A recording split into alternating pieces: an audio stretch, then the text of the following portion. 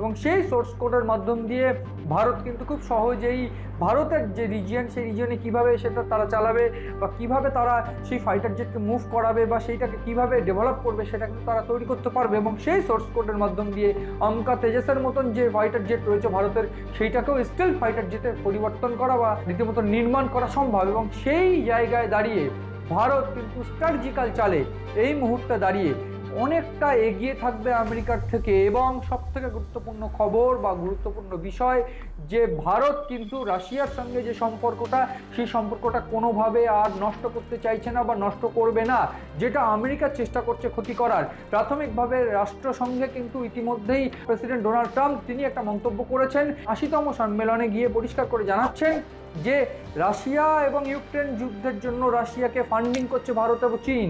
এবং ভারতকে এই যে টার্গেট করা রাষ্ট্রসংঘে, সেটা ডোনাল্ড ট্রাম্পের থেকে একেবারে অপ্রত্যাশিত ছিল।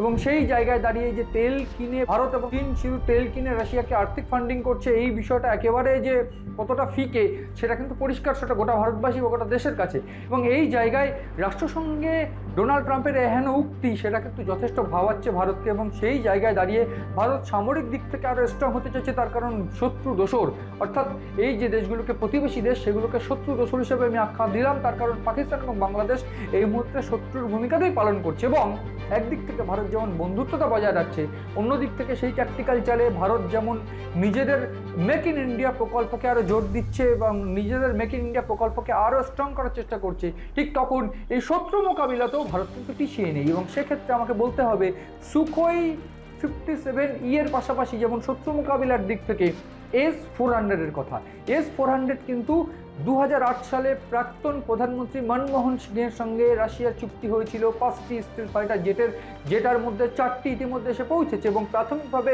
ভারত কিন্তু এই শত্রু মোকাবিলাতেও একেবারে পিছিয়ে নেই। এবং সেই জায়গায় দাঁড়িয়ে একদিকে বন্ধুত্বতা যখন পালন করছে, অন্যদিকে ট্যাকটিক্যাল চালে ভারত যখন মেক ইন ইন্ডিয়া প্রকল্পকে সামনে রেখে মেক ইন ইন্ডিয়া প্রকল্পকে আরও এগিয়ে নিয়ে যাওয়ার জন্য ভারত নিজেদের উপর স্বনির্ভর হওয়ার চেষ্টা করছে সামরিক দিক থেকে অবধি, সেক্ষেত্রে DRDO হালের মাধ্যম দিয়ে কিন্তু আরও এগিয়ে নিয়ে যাওয়ার চেষ্টা ভারত অন্যান্যভাবে করছে রাশিয়াকে সঙ্গে নিয়ে। এবং সেই জায়গায় রাশিয়াকে সঙ্গে নিয়ে শত্রুদের মোকাবিলাতেও কিন্তু ভারত কোনোভাবে পিছিয়ে থাকতে চাইছে না।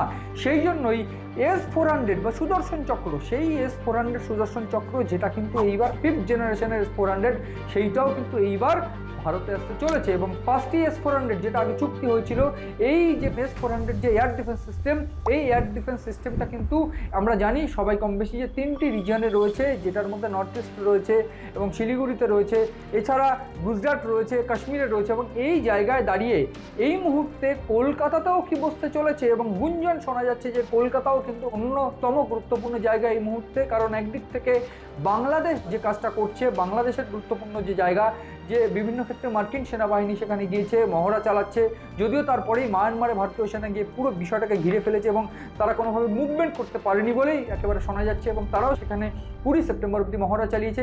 কিন্তু এই চলতি সময়কালে ভারতে কিন্তু এই S-400 যেটা 4টে এসে পৌঁছেছে, যেটা চুক্তি ছিল রাশিয়ার সঙ্গে 5টা, সেই 5th জেনারেশনের যে S-400 সেটা যদি কলকাতায় এসে বসে, সেক্ষেত্রে গোটা বাংলাদেশ চত্বরটা কিন্তু কভার হয়ে যাবে। কারণ S-400 এর যে উন্নত প্রযুক্তি, যে 600 কিলোমিটার দূর থেকে অবধি সেই S-400 কিন্তু তাদের যে রাডার সেটা কিন্তু ধরে ফেলতে পারে বা সক্ষম, যে অন্য কোনো যদি বিস্ফোরক কোনো কিছু আসে বা অন্যান্য ক্ষেত্রে ড্রোন হামলা হয় বা ফাইটার জেট বা অন্যান্য সমস্ত কিছু কিন্তু সে তার রাডার লক এবং ট্র্যাক অ্যান্ড লক করে সক্ষম হবে। এবং সেই যে S-400, সেই S-400 যদি কোনোভাবে এই কলকাতাতে বসে, সেক্ষেত্রে অন্যান্য দিক থেকে আমরা এর আগে শুনেছিলাম বাংলা, বিহার, উড়িষ্যা দখল করব, এই যে স্লোগান বা এই ক্ষেত্রে বাংলাদেশ উত্তপ্ত হয়ে উঠেছিল।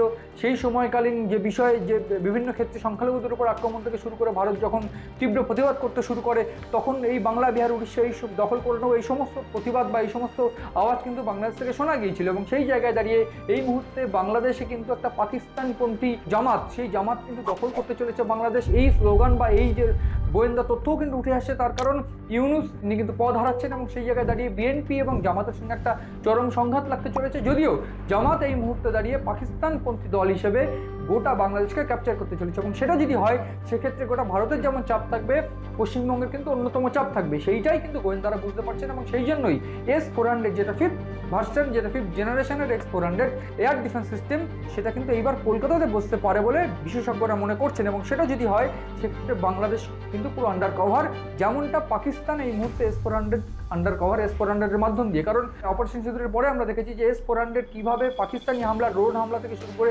মিসাইল হামলা একেবারে রুখে দিয়েছে, এবং S-400-এর মাধ্যম দিয়ে পাকিস্তানের বেশ কয়েকটি ফাইটার জেটটা এখন লক করে সেটাকে নামিয়ে দেওয়া হয়েছে, একেবারে বোমা বর্ষণ করে নামিয়ে দেওয়া হয়েছে। ফলে এক্ষেত্রে এটা পরিষ্কার যে ভারত কিন্তু শত্রু মোকাবিলায় যেমন রাশিয়াকে সঙ্গে নিয়ে গোটা পরিস্থিতি তারা সামাল দিতে পারবে, বা মেক ইন ইন্ডিয়ার মাধ্যম দিয়ে সেটা একেবারে করে ফেলা সম্ভব। যদিও আমরা জানি আকাশ প্রাইম এয়ার ডিফেন্স সিস্টেম থেকে শুরু করে অন্যান্য যে আকাশ এয়ার ডিফেন্স সিস্টেম সেগুলোও কিন্তু ভারতের, এবং সেটা ডিআরডিওর তরফ থেকে আরও উন্নত প্রযুক্তি তৈরি করা হচ্ছে, এবং সেই জায়গায় দাঁড়িয়ে সেটাকে সাপোর্ট দেওয়ার জন্য S-400 শত্রু মোকাবিলায় আনা হচ্ছে, এবং সেটা বসতে পারে কলকাতায়। তার পাশাপাশি ভারত কিন্তু এই মুহূর্তে আমেরিকাকে টক্কর দেওয়ার জন্য F-35 না কিনে সুখোই কিনতে চলেছে, এবং যেটার সোর্স কোড রাশিয়া ভারতকে দিচ্ছে, সেই সোর্স কোড নিয়েই কিন্তু তেজাস ও আমকা এই দুটো ফাইটার জেট সেটা স্টিল ফাইটার জেটে পরিণত হবে, এবং সেই স্টিল ফাইটার জেট ক্রয়ের জন্য বা কেনার জন্য ইতিমধ্যেই আরও 96টি দেশ ভারতের সঙ্গে যোগাযোগ করছে বলে তথ্য আসছে, এবং গোয়েন্দাদের মারফত তথ্য এসে পৌঁছচ্ছে।